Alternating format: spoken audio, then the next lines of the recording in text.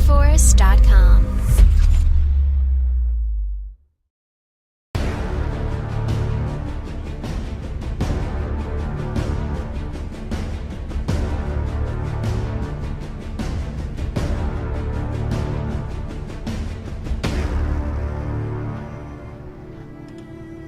Hello again guys, today's quick tip is going to be weathering on a vehicle, more specifically this door panel from a Rhino.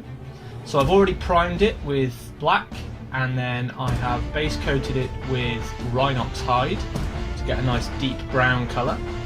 And then what we're going to do is we're going to use an old large brush and we're just going to sort of stipple Mournfang brown on first.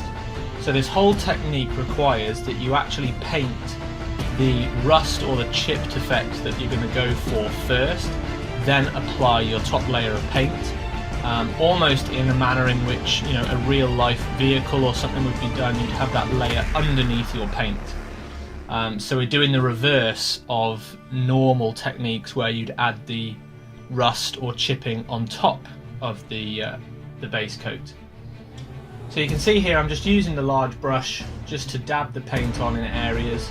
Now the panel of the door for the Rhino is a great one to work on because you've got the little steps and you've got the grates on this one. So you've got a couple of areas that you can focus on that would probably rust up first rather than just a flat surface.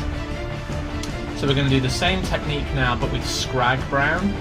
So again you can see I'm just stippling it, dry brushing a little bit, just dragging the paint around, focusing on those areas that we're going to look at more as far as the steps and the grille, because those are the two places on the later stage that we're going to try and get that chipping the most rather than on the rest of the door.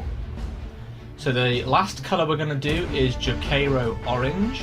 Now this last one depends on how bright you want the rust to look, so you could go for other colours such as Fire Dragon Bright, or you could go with Troll Slayer Orange if you wanted the rust to look a bit brighter. For this we just want it to be slightly lighter than the Scrag Brown was, so it doesn't go too far into that bright orange range. So once we've done that, we're going to go on to using our heavy chipping fluid. Now this is by AK Interactive. They do a couple of different fluids. We are going to use the heavy chipping one just because it's a bit easier to use. And so with this we're going to actually airbrush it all over the panel. You could paint, but airbrushing you're just going to get a cleaner finish. And you can see there that it actually stays quite wet and it's quite glossy. So you just need to make sure that dries fully before we move on to the next stage.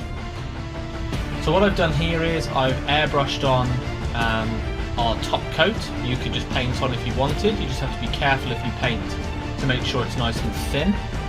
And then we're literally going to take a toothbrush and we're just going to scratch across the surface, picking out the edges, and you can see here I'm going over the actual edges of the steps, and slowly it will start to pull that paint off.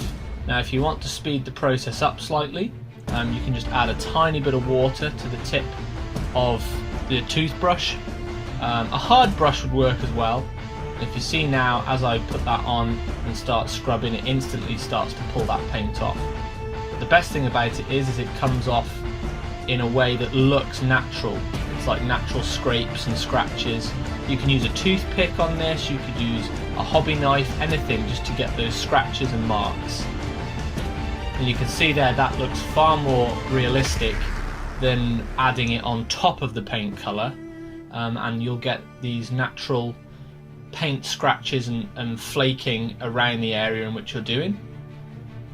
And you can see the same effect that I've applied here to the top turret portion of a Razorback, focused around the grills and the edges of the turret where the turret would actually swing.